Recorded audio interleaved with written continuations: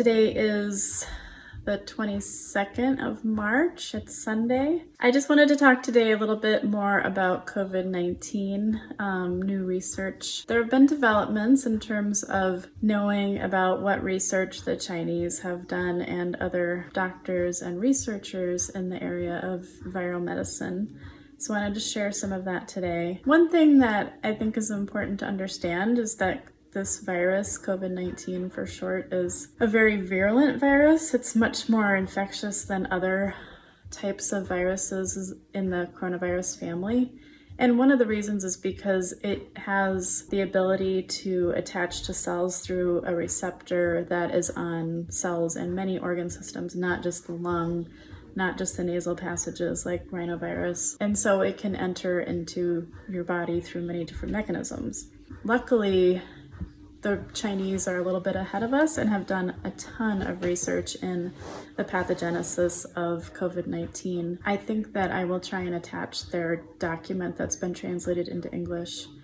It goes through symptoms, what organs look like on autopsy, treatment for different stages of the virus, depending on the severity of illness of the patient. There's a lot of Western medicine in this document, but there is a whole section on what they've done using Chinese medicine in the hospitals, which I think is just interesting. Basic idea is that we don't know what works for COVID-19. They have some clinical data.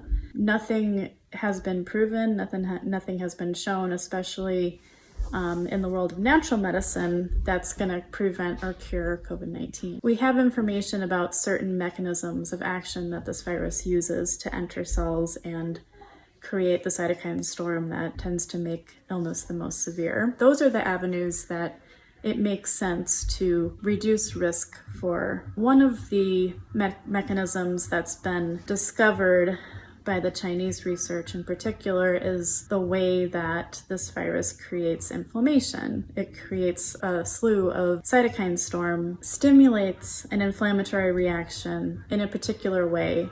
Some viruses do the same thing. There are some things that we know work in the lab.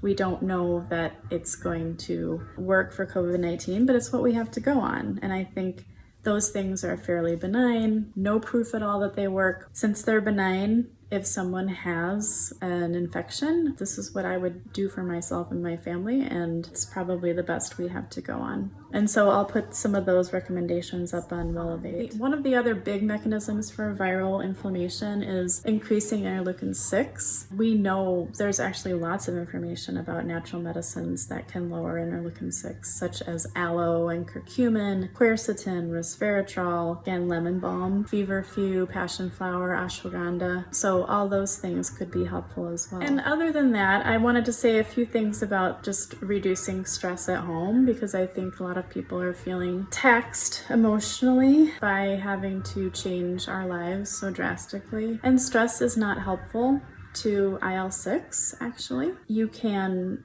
decrease your IL-6 levels with meditation and things like that. But I just wanted to mention that gentle yoga and walking outside in nature are two of the things that you can do that are physical that actually help to lower Interleukin 6. And it can be preventive to do some of these stress-reducing things.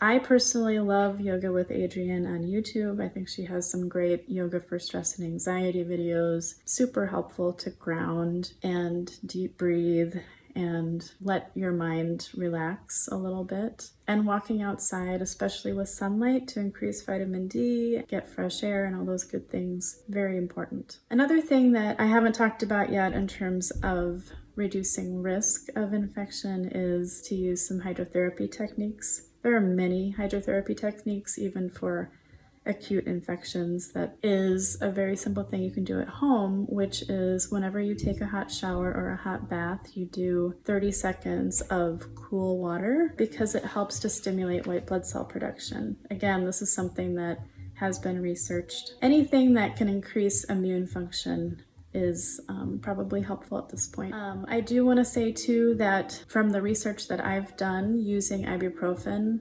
and some other medications is probably not the best thing right now. Promotes the enzyme that the virus uses to get into cells. So if you can use Tylenol or even fish oil and cumin and some of those types of anti-inflammatories, it's probably better and safer just to be on the safe side. And probably last thing is hydroxychloroquine. I want to just remind everyone that just because you've heard that chloroquine can help prevent viral infection, it's not necessarily something that all of us should run out and get a prescription for. Chloroquine, hydroxychloroquine, is a medicine that can have some pretty serious side effects. Everybody who I've ever given it to had to have an eye exam before a prescription was given. It's not something to be used lightly. And if you need specific individual tailored medicine to your particular case, many of us are doing telemedicine, including myself. Get an appointment, talk to somebody about these things before you jump to conclusions and demand prescriptions from your primary. So I'd just like to remind everybody to not rely on the internet for medicine. Get an appointment with a licensed practitioner and do the thing that's going to be right for your particular case. I do telemedicine. My number is 406-219-0049 and my clinic is Trillium Integrative Medicine. Stay safe, everyone.